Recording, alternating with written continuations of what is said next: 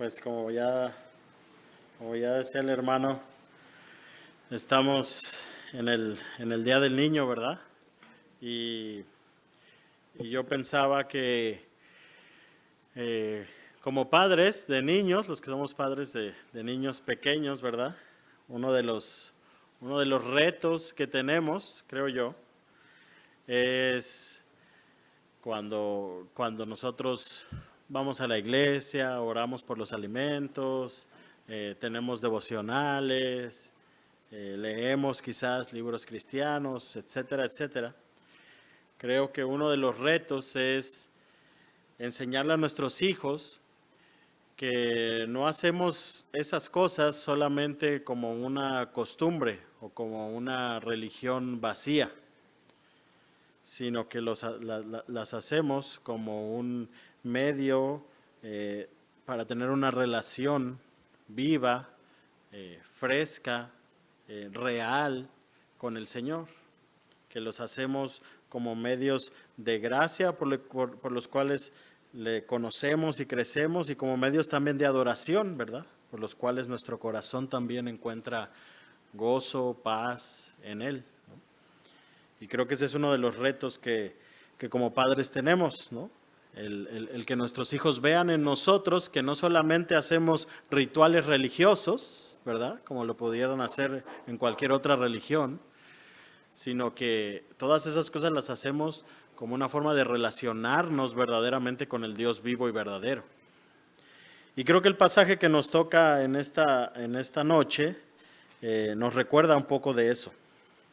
Entonces vamos a ir a Lucas, capítulo 19, versículos 45 al 48. Lucas 19, versículos 45 al 48. Dice así la palabra: y entrando en el templo, comenzó a echar fuera a todos los que vendían y compraban en él, diciéndoles: escrito está, mi casa es casa de oración, mas vosotros la habéis hecho cueva de ladrones. Y enseñaba cada día en el templo, pero los principales sacerdotes, los escribas y los principales del pueblo procuraban matarle, y no hallaban nada que pudieran hacerle, porque todo el pueblo estaba suspenso oyéndole. Y este es el pasaje que narran, de hecho los 4 evangelios narran esta porción. Aunque hay discusión en el Evangelio de Juan, porque de hecho hay una discusión si fue una vez o si fueron 2 veces las que Jesús limpió el templo, porque en Juan se nos narra,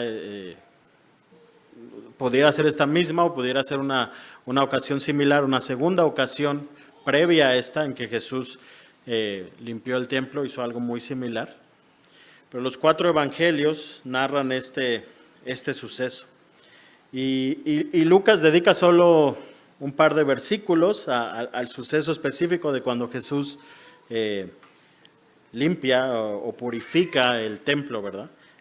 Cuando Jesús saca a todos estos que vendían y compraban, y a todos estos cambistas, ¿verdad? Y les dice estas palabras. Los otros evangelios son un poco más extensos en la narración de esto, sobre todo el Evangelio de Juan, y más adelante, si nos queda tiempo, podemos también ver eso.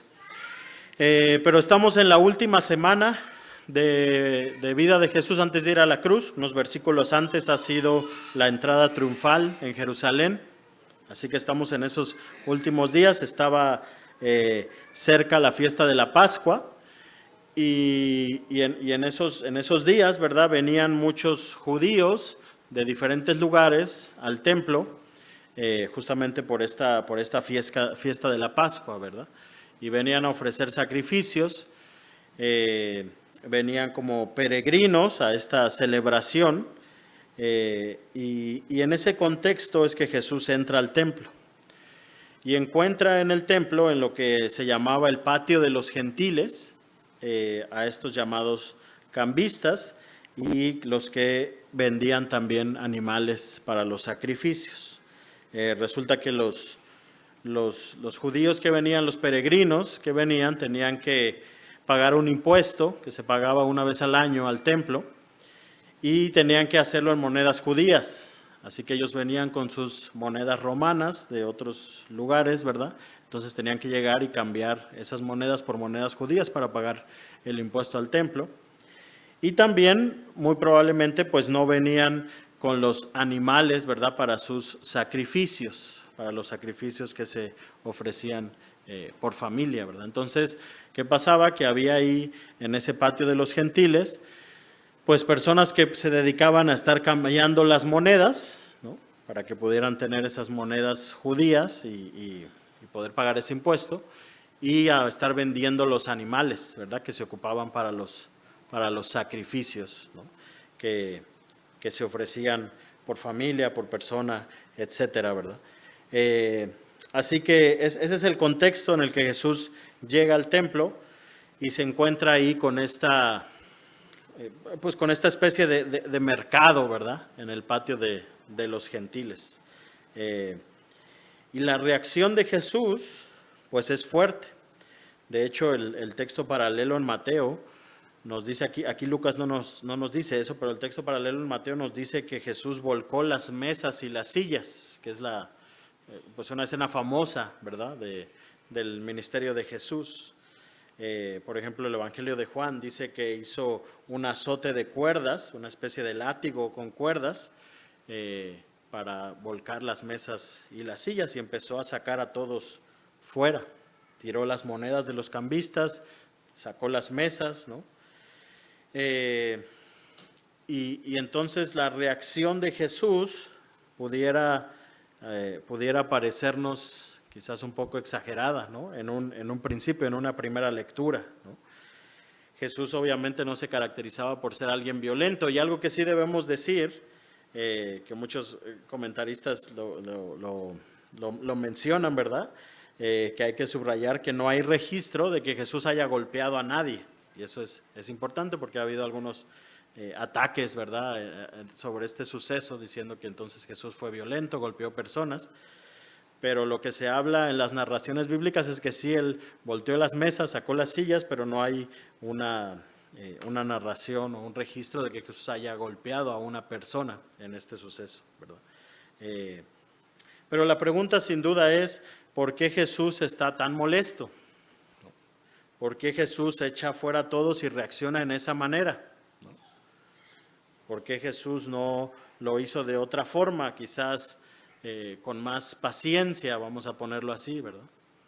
¿Por qué Jesús reacciona así? ¿Qué hizo enojar así, en esta manera, a Jesús? ¿No? Y vamos a hablar un poquito de esa ira santa, ¿verdad?, que tiene el Señor. Pero algo que debemos entender es que lo que ve Jesús ahí en el templo es que la casa de Dios, que debía ser casa de oración, como Él lo dice, ya era más una casa de comercio que de oración. Los cambistas y los que vendían los animales eran una especie como de mafia, ¿verdad?, que obviamente subían los precios, que buscaban la mayor ganancia, que buscaban aprovecharse de los que venían de lugares lejanos, ¿verdad?, y que tenían que conseguir un animal o que tenían que cambiar las monedas, y probablemente era el único lugar donde lo iban a poder hacer. Entonces inflaban los precios, ¿verdad? Y entonces se había convertido en un negocio, en una especie de mafia, ¿no? Todo esto que debía ser un acto de adoración a Dios, porque ellos debían llegar con los sacrificios y aún con ese impuesto o esa ofrenda, como un acto de adoración a Dios, como un acto de devoción al Dios de Israel. Pero se había vuelto más un negocio. Entonces ellos estaban comerciando, buscando sacar la mayor ganancia posible de algo que en un sentido era sagrado, ¿no? A estos comerciantes no les interesaba la adoración a Dios, les interesaba llenar sus bolsillos, ¿no? Martín Lutero, por ejemplo, en su comentario, aunque no exactamente de este pasaje, pero del de Juan, compara esto a lo que hacía la iglesia católica en su época cuando vendía indulgencias. cuando trataba de comerciar y sacar dinero, ¿no? Y con palabras fuertes, Martín Lutero habla de eso y equipara a este suceso, a esta narración, ¿no? Quizás nosotros podríamos compararlo a lo que hoy muchos predicadores de la prosperidad hacen, ¿verdad? Tratando de negociar, de sacar ganancia deshonesta, usando las cosas de Dios, el nombre de Dios, usando la fe, ¿verdad? Y Dios aborrece eso. Jesús aborrece eso. Así que, por un lado, tenemos esa realidad con la que se encuentra Jesús, ¿no?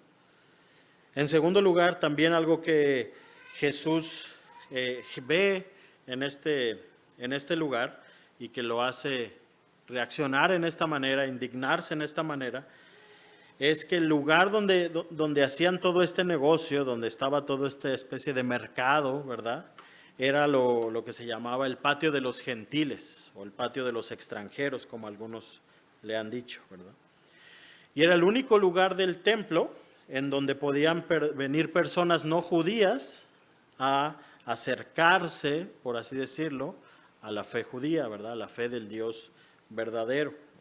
Era el único lugar donde podían venir personas extranjeras, personas no judías, personas gentiles, y podían acercarse en ese sentido y en ese momento, ¿verdad?, al Dios de Israel.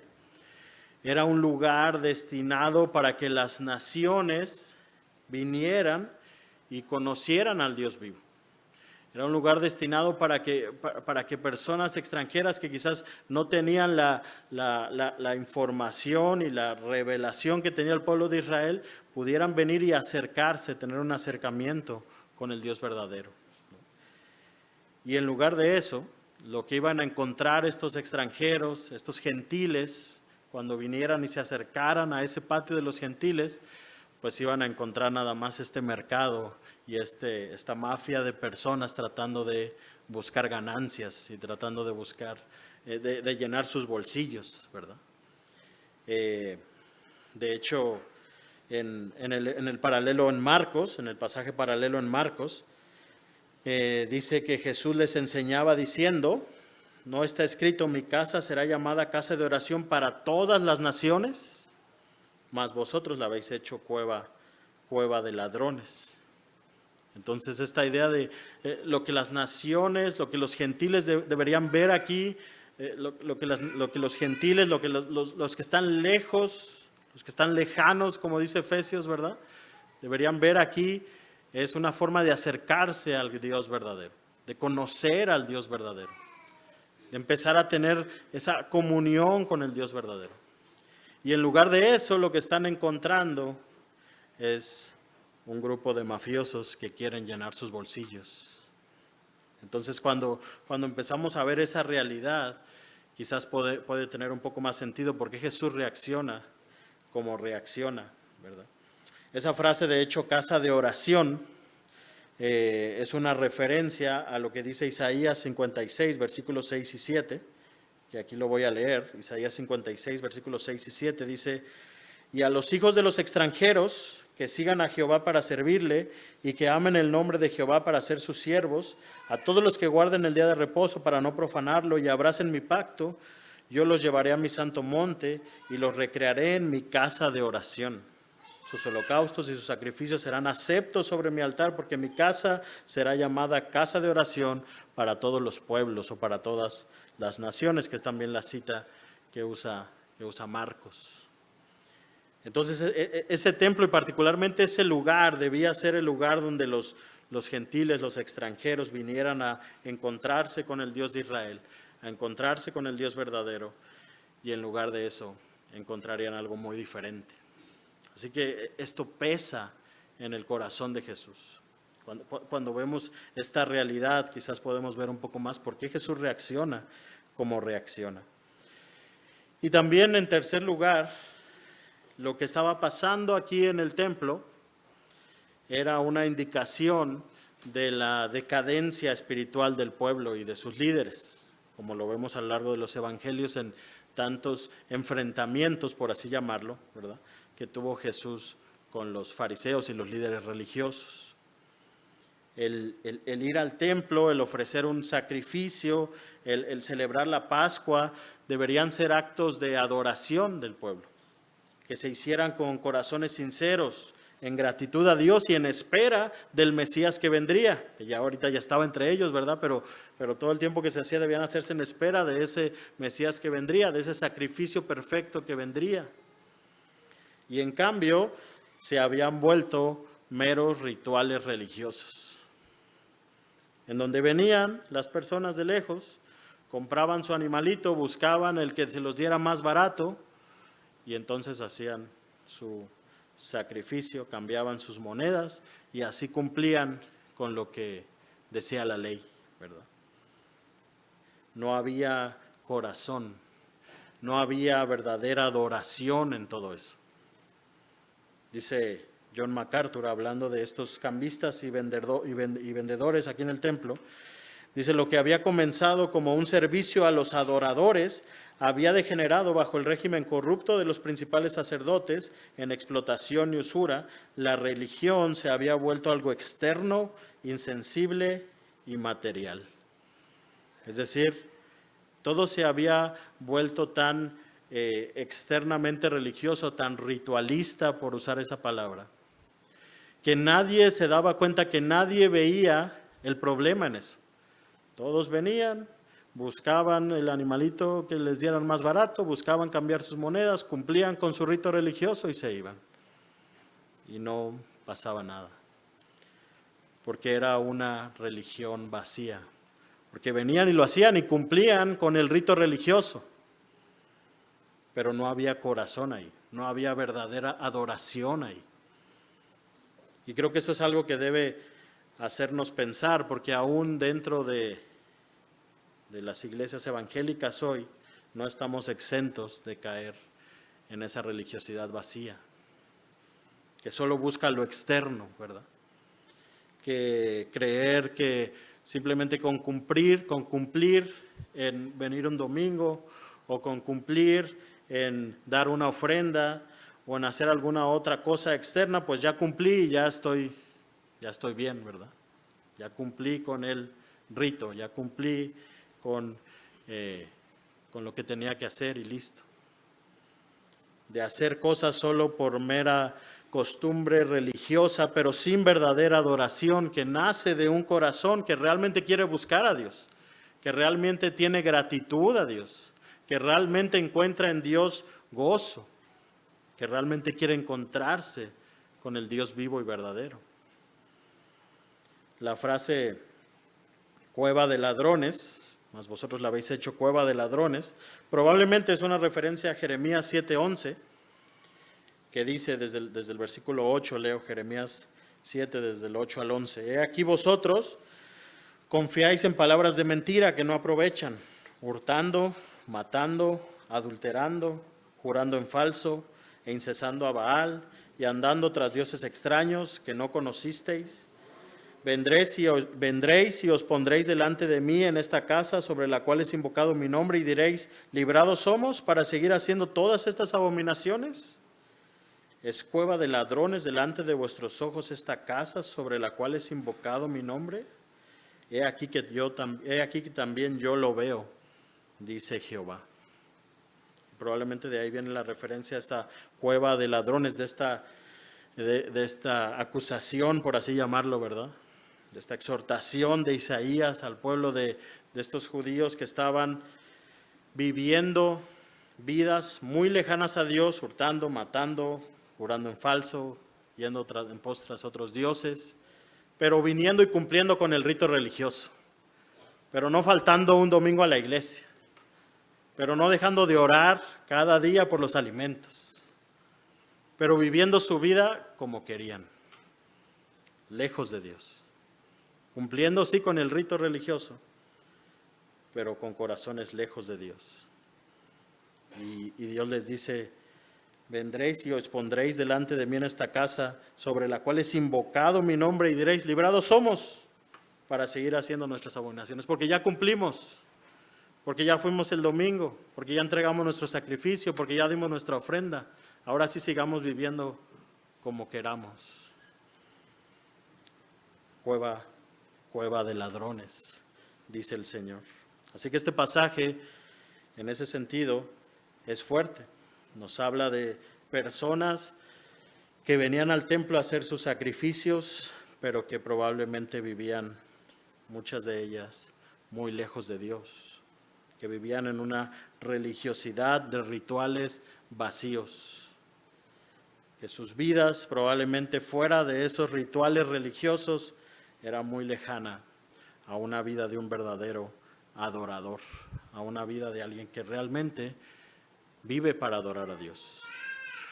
Entonces cuando vemos esta realidad que Jesús ve ahí, no era solamente el problema de que se vendieran cosas en un cierto espacio físico, sino era todo lo que había detrás de esa situación, todo lo que eso indicaba, todo lo que eso estaba revelando de los cambistas ahí, de los que vendían, de los líderes religiosos y del pueblo mismo probablemente.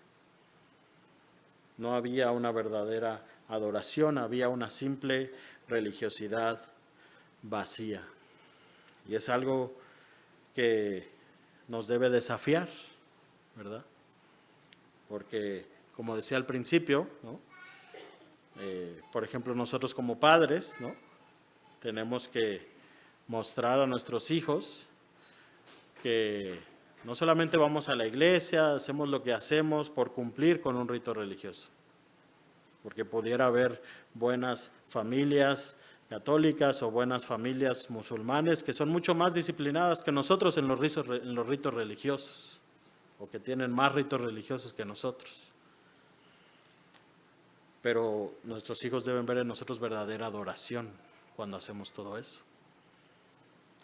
Nosotros debemos buscar en todo eso verdadera adoración. Así que, ¿por qué Jesús se airó en esta manera? ¿Por qué Jesús manifestó en esa manera su ira santa y justa? Pues por esta realidad que esto estaba mostrando en el corazón de los líderes religiosos, de los cambistas y del pueblo mismo. Jesús no pecó en esta, porque a veces ha habido esa acusación, ¿verdad? Ahí Jesús pecó, ahí Jesús se enojó y pecó, ¿no? Pero la ira que Jesús está manifestando aquí es una ira santa, es una ira contra el pecado, es una ira contra aquello que es contra la voluntad de Dios. No es una ira por algo que le hicieron a Él, aunque en un sentido sí, a Él como Dios, ¿verdad? Pero no es una ira como la ira que a lo mejor podemos sentir cuando perdemos la paciencia con nuestros hijos, ¿verdad? O cuando tenemos una discusión con nuestra esposa, o cuando alguien nos hace algo a nosotros. Esa ira normalmente es una ira pecaminosa. Pero la ira de Jesús es una ira santa. Jesús está molesto por algo que hicieron y que estaban haciendo contra su Padre y contra el diseño por el cual Dios en ese momento, en ese punto de la historia redentora, había puesto ahí el templo. Estaban atentando contra la casa de su Padre, que debía tener un propósito muy diferente al que ellos estaban teniendo. Estaban menospreciando a Dios, estaban dejando de lado a Dios, en el mismo lugar que Dios había dicho que debían ir y adorarle. Nuestras iras normalmente son por cosas muy diferentes a esa y no tienen muchas veces nada de santas.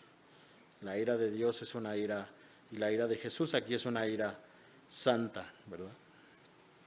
Pero algo interesante y algo que vale la pena recordar, y está viendo el tiempo, pero rápidamente vamos a ir al pasaje que nos narra. Como digo, pudiera ser esta misma porción o pudiera ser una porción similar en el Evangelio de Juan capítulo 2, versículos 13 al 22, porque creo que hay algo importante ahí, que aunque, como digo, pudiera ser una primera purificación del templo, probablemente la mayoría de los comentaristas dirían eso, que hubo dos purificaciones del templo, esta que se narra en Juan, que se narra al principio del Evangelio, y otra que sucedió en la última semana, que es la que nos narra, lo que nos narran los sinópticos, Lucas en particular, ¿verdad? Pero Juan capítulo 2, versículos 13 al 22 rápidamente, y con esto voy terminando. Dice: estaba cerca la Pascua de los judíos, y subió Jesús a Jerusalén, y halló en el templo a los que vendían bueyes y ovejas y palomas, y a los cambistas allí sentados, y haciendo un azote de cuerdas, echó fuera del templo a todos, y las ovejas y los bueyes, esparció las monedas de los cambistas, y volcó las mesas. Y dijo a los que vendían palomas: quitad de aquí esto, y no hagáis de la casa de mi padre casa de mercado. Entonces se acordaron sus discípulos, que está escrito: el celo de tu casa me consume.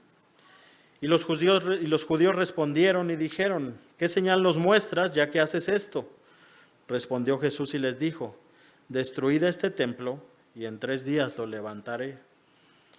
Dijeron luego los judíos: en 46 años fue edificado este templo, ¿y tú en 3 días lo levantarás? Y ahí dice Juan: mas él hablaba del templo de su cuerpo. Por tanto, cuando resucitó de entre los muertos, sus discípulos se acordaron que había dicho esto, y creyeron la escritura y la palabra que Jesús había dicho. Así que, como digo, pudiera ser que no necesariamente es exactamente el mismo evento, pudiera ser que fueran 2 purificaciones en donde Jesús actuó de manera muy similar, o algunos piensan que sí pudiera ser el mismo y simplemente Juan lo acomodó en otro lugar. Independientemente de que sea un caso o el otro, Jesús nos dice algo interesante, o Juan nos dice algo interesante aquí, porque cuando Jesús hace esto y los judíos le responden y le dicen: ¿qué señal muestras ya que haces esto? En otras palabras, ¿con qué autoridad haces esto? ¿No? Jesús les dice: destruid este templo, y en 3 días lo levantaré. Y es interesante recordar el por qué en ese momento de la historia redentora existía un templo, ¿verdad? Un lugar donde Dios había prometido habitar en medio de su pueblo. Un lugar donde Dios había prometido que su pueblo podría encontrarse con Él. El lugar donde debía ser la adoración a ese Dios de Israel. Por eso en ese momento tenían que venir los judíos una vez al año. No podían hacerlo en otro lugar. Dios había puesto ese lugar específicamente para que se encontraran con su Dios, para que adoraran a su Dios, para que ofrecieran sacrificios a su Dios, por el perdón de pecados, etcétera, etcétera, ¿verdad? En un sentido, como dice Éxodo 29, para reunirse con su pueblo. Y esto conocemos, ¿verdad? La historia, no voy a meterme mucho en eso, pero estaba el tabernáculo, luego el templo. Pero aquí Jesús hace algo interesante, porque Jesús de pronto apunta a un templo diferente. Destruid este templo y en 3 días lo levantaré. Los judíos le dijeron: si en 46 años fue edificado este templo, ¿cómo lo vas a levantar en 3 días? Y nos dice Juan: mas él hablaba del templo de su cuerpo. Porque aquí Jesús se está mostrando, se está revelando como el verdadero templo, como el verdadero lugar, no el físico, pero sí el verdadero lugar donde ahora podemos encontrarnos con Dios. No es un lugar físico, pero es una persona por medio de la cual ahora podemos encontrarnos con Dios, por medio de la cual ahora podemos tener esa confianza y acercarnos a ese lugar santísimo. Juan mismo, en 1:14, dice que, haciendo referencia a Jesús, que el verbo fue hecho carne y habitó entre nosotros. Esa palabra habitó hizo tabernáculo, como algunos lo dicen, tabernaculizó entre nosotros, ¿verdad? Jesús vino a habitar en medio de su pueblo, y cuando aquí Él se revela como ese verdadero templo, como ese verdadero lugar en donde ahora ya no se necesitaría ir a un lugar físico para encontrarse con Dios. Ahora se necesita ir a una persona para encontrarse con Dios. Ir a Jesús, ¿verdad? Ahora ya no se necesita el templo físico, ahora necesitamos confiar, creer en una persona que ahora se ha dado a conocer, Cristo Jesús. Él es el único camino al Padre, Él es quien nos revela a Dios, Él es el que hizo la propiciación por nuestros pecados. Dice Sugel Michelén, el Dios de gloria se hizo presente en la persona de Jesús y Él es el lugar de reunión donde ahora los hombres se encuentran con Dios. Él es el altar donde nuestros pecados son expiados para que nosotros podamos disfrutar de una plena comunión con el Dios 3 veces santo. Seguramente fue fascinante para los judíos en el Antiguo Testamento ver la gloria de Dios aparecer en el tabernáculo y en el templo, pero no hay comparación alguna con la gloria de Dios manifestada en Jesús. Él es el unigénito del Padre, el Hijo incomparable, el único en su clase, el Dios encarnado. Así que Jesús aquí está diciendo, yo soy ahora ese lugar. Y después cuando tiene esa conversación, ¿verdad?, con la mujer samaritana, no tenemos el tiempo de entrar a todos esos detalles, pero cuando tiene esa conversación con la mujer samaritana, ¿en dónde debemos adorar? ¿En el monte Gerizim o en Jerusalén? Y Jesús le dice, pues básicamente ni en un lugar ni en otro. El Padre está buscando verdaderos adoradores que le adoren en espíritu, en verdad. Ya no en un lugar físico, pero a través de una persona. Y nosotros tenemos la bendición hoy, nosotros tenemos el privilegio de que podemos ir al Dios vivo y verdadero en cualquier lugar físico en el que estemos. No tenemos que ir a un lugar físico, aunque es una bendición, ¿verdad?, tener un lugar para reunirnos, pero podemos encontrarnos con Dios en cualquier lugar, a través de Jesús, a través de la persona de Cristo. Así que cuando oramos, cuando venimos a la iglesia, cuando abrimos su palabra aquí o en nuestros hogares o en cualquier otro lugar, creo que una de las preguntas que nos deja este pasaje es, ¿estamos andando en verdadera adoración a Dios a través de Cristo o estamos andando en una religiosidad vacía? ¿O estamos simplemente cumpliendo con ritos religiosos? El Padre está buscando verdaderos adoradores que le adoren en espíritu y en verdad. Y eso no se refiere solamente a venir y cantar, ¿verdad?, aunque eso es importante, pero eso se refiere a una vida entregada a Él, una vida que le busca, que le conoce, que le sigue en todo lugar, no solo por mero rito religioso, sino por amor, por gratitud y por deleite en Cristo. Y creo que este pasaje nos recuerda esas cosas. Vamos a orar, hermanos. Padre, gracias por tu palabra.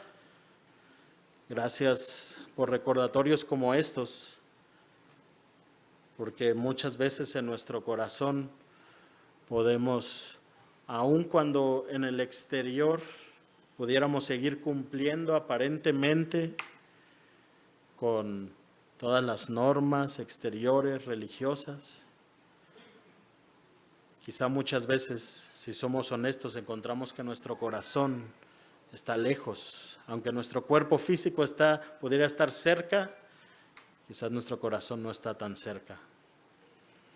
Y Padre, pedimos que tú nos lleves a una adoración verdadera y santa a ti, que lo que hagamos, todas esas disciplinas religiosas que son buenas, que son medios de gracia que tú nos has dado, pero que los hagamos con un corazón verdadero que te busca, que te adora, que te ama y que encuentra en ti su deleite, que te agradece por la obra perfecta de Cristo.